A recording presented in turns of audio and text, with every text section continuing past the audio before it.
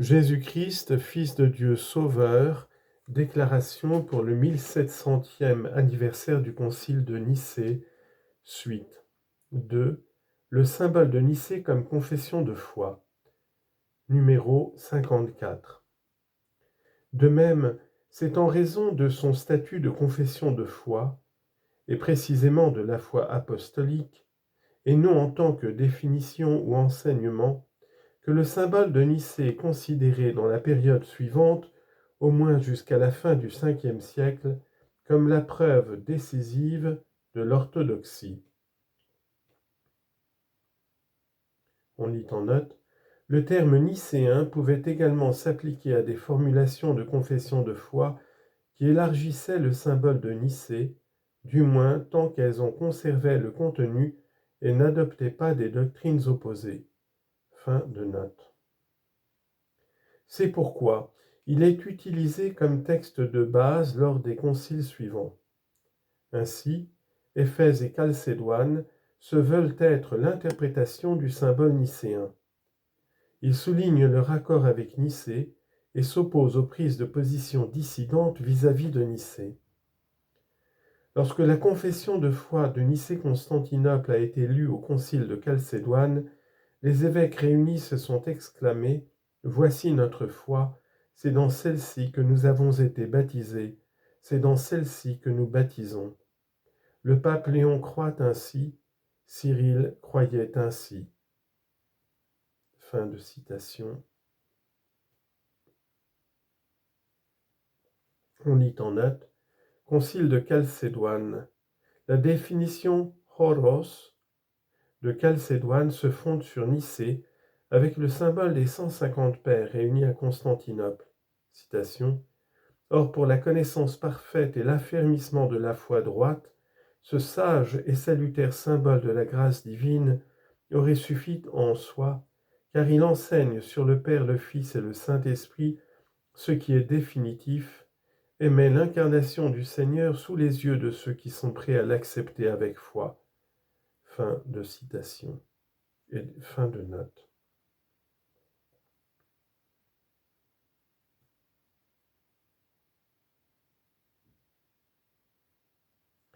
Notons que la profession de foi peut être exprimée au singulier « je crois », mais qu'elle est souvent au pluriel « nous croyons ». De même, la prière du Seigneur est au pluriel « Notre Père ». Ma foi radicalement personnelle et singulière s'inscrit tout aussi radicalement dans celle de l'Église comme communauté de foi.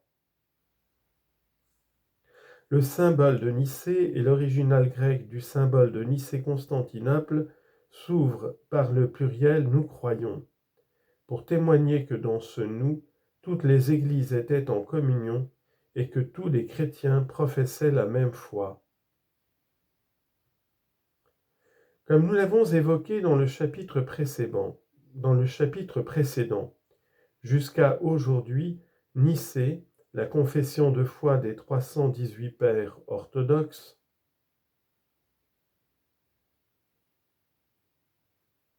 on lit en note, il s'agit d'une référence symbolique à Genèse chapitre 14, verset 14, est considérée dans les églises orientales comme le concile par excellence, c'est-à-dire non pas comme un concile parmi d'autres, ni même comme le premier d'une série, mais comme la norme de la foi chrétienne et droite. Les 318 pères sont explicitement mentionnés dans la liturgie de Jérusalem. En outre, dans les églises orientales, contrairement aux églises occidentales, Nicée a également reçu sa propre commémoration dans le calendrier liturgique. Il convient de noter que les questions disciplinaires traitées à Nicée reçoivent dès le début une pondération différente de celle de la confession de foi.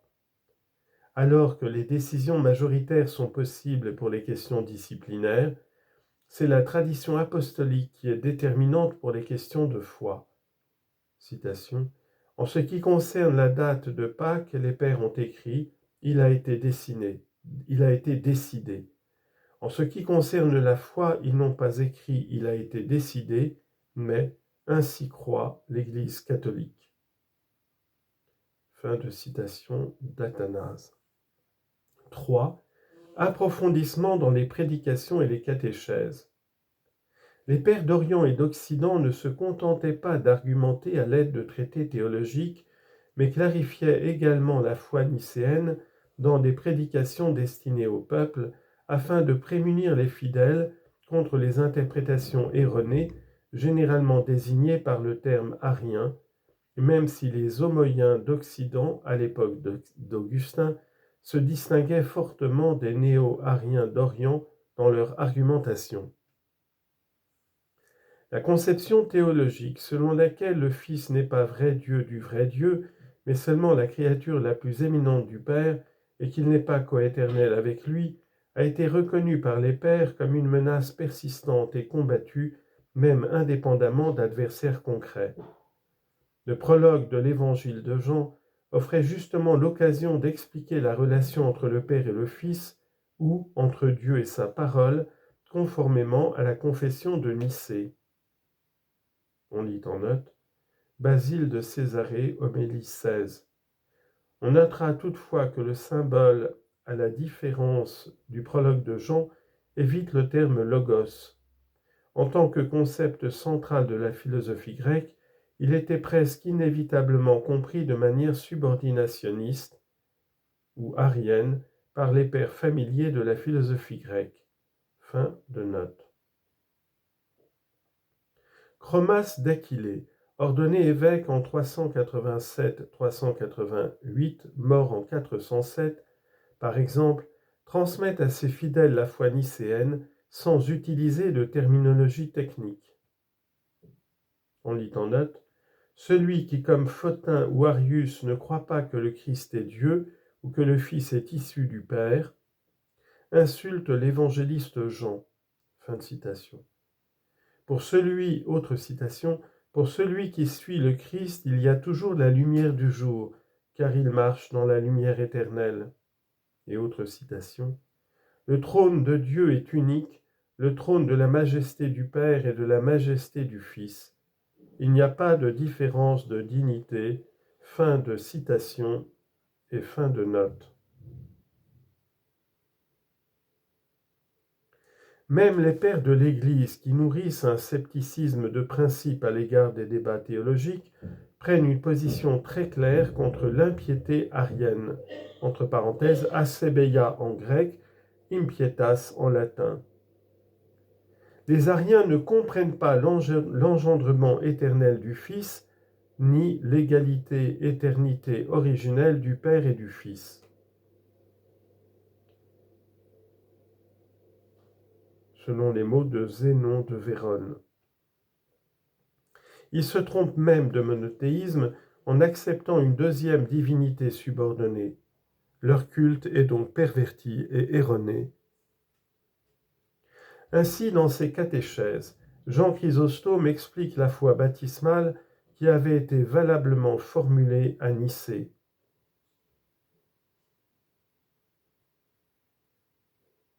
Et distingue la foi droite non seulement de la doctrine homéenne, mais aussi de la doctrine sabellienne. Les chrétiens croient en Dieu comme une essence, trois hypostases. Augustin argumente de manière similaire dans les instructions aux candidats au baptême. On lit en note, le débat proprement théologique avec les homoïens est mené par Augustin dans le De Trinitate, livres 1 à 7, et dans d'autres ouvrages. Fin de note. L'Oratio Catechetica Magna de Grégoire de Nice, dont les parties les plus volumineuses sont consacrées au Verbe de Dieu éternel et incarné, peut être considéré comme le chef-d'œuvre d'une catéchèse manifestement destinée à ceux qui devraient la relier, à savoir des évêques et des catéchistes. Le thème n'est pas seulement la relation entre le Fils parole et le Père, mais aussi la signification de l'incarnation en tant qu'action rédemptrice. Grégoire veut faire comprendre que la naissance et la mort ne sont pas quelque chose d'indigne de Dieu ou d'incompatible avec sa perfection, et explique l'incarnation par le motif de l'amour de Dieu pour les hommes. Mais il insiste surtout sur le fait que le baptême chrétien est accompli dans la Trinité incréée, c'est-à-dire dans les trois personnes co-éternelles. Ce n'est qu'ainsi que le baptême confère la vie éternelle et immortelle. Citation. En effet, celui qui s'assujettit à un être créé place, sans en avoir conscience, son espoir de salut dans cet être et non dans la divinité. On lit en note Grégoire de Nice, Discours catéchétique 39. Citation. Un esprit avisé devrait donc nécessairement, en tout état de cause, faire le choix entre les deux partis suivants, ou bien croire que la sainte triade est de l'ordre de la nature incréée et la prendre ainsi dans la naissance spirituelle pour source de sa propre vie, ou bien, s'il estime que le Fils et l'Esprit Saint sont étrangers à la nature de Dieu, qui est premier, véritable et bon, c'est-à-dire de la nature du Père, ne pas inclure cette croyance dans la foi qu'il adopte au moment de la régénération. Pour éviter d'entrer lui-même à son insu dans la nature imparfaite qui a besoin de quelqu'un qui l'amende et de revenir ainsi en quelque sorte à ce qui lui est connaturel du fait que sa foi s'est détournée de la nature suréminente. Fin de citation et fin de note. Le cœur du débat est bien une question existentielle plus qu'un problème théorique.